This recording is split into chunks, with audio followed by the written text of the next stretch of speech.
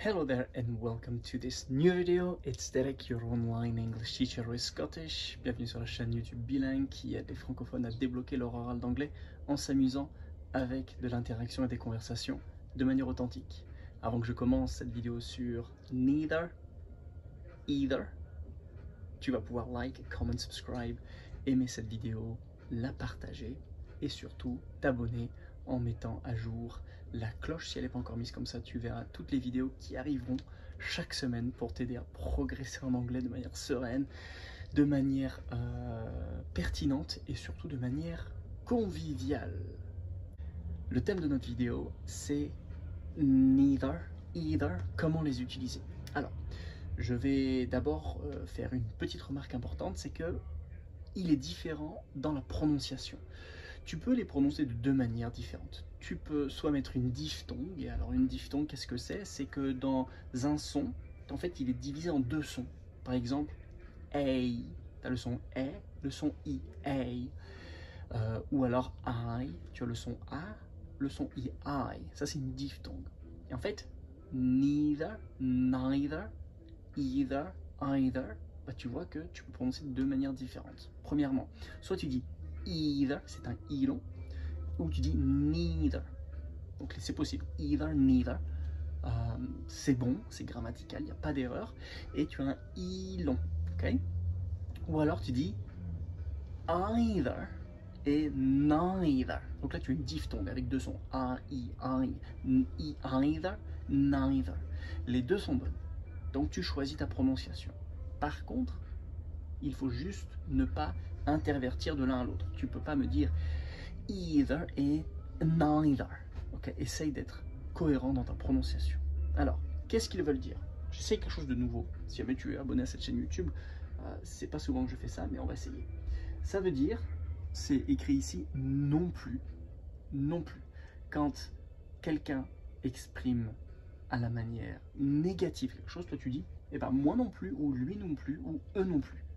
Exemple, c'est là où ça va devenir intéressant. Phrase négative. Forcément, il faut une phrase négative. I don't like apples.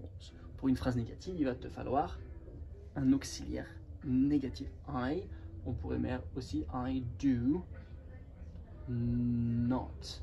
I do not, je contracte, j'enlève le O disparaît, je mets l'apostrophe, je colle le N, I don't like apples. Ça, c'est une phrase négative.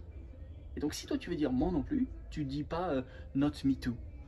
Hein, ou me not too. Moi non plus, moi aussi. Bon, en fait, non, il faut utiliser either, neither, either, neither. Il faut utiliser ces mots-là. Donc, par exemple, si tu veux dire moi non plus, quelqu'un te dit hey, I don't like apples. Quelqu'un te dit ça. Tu dis moi non plus. Bon, one apple a day keeps the doctor away. Donc, c'est bien de manger les pommes quand même. Et ben tu vas dire quelque chose comme I don't, attention, either. Je vais te le montrer après. I don't either ou I don't either. Donc tu as plusieurs choses. La première, c'est qu'il est à la fin. Il est à la fin de ta phrase, ok? Et forcément, tu n'as pas le N parce qu'il est là. Il est là ton N de la négation. I don't either. Ok? Marche? À la fin. Et le N dans la phrase négative. Maintenant, si jamais tu veux dire la même chose avec neither. Attention. Neither. Ton N est là. Donc il va partir du do. Neither do I. Qu'est-ce que tu as comme différence? D'un côté, il est devant, dans neither. De l'autre côté, il est derrière. Tu vois? De l'autre côté, ça commence par I. De l'autre côté, ça termine par I. Et au milieu, tu as toujours ton auxiliaire. Ici, le N, il est mis là.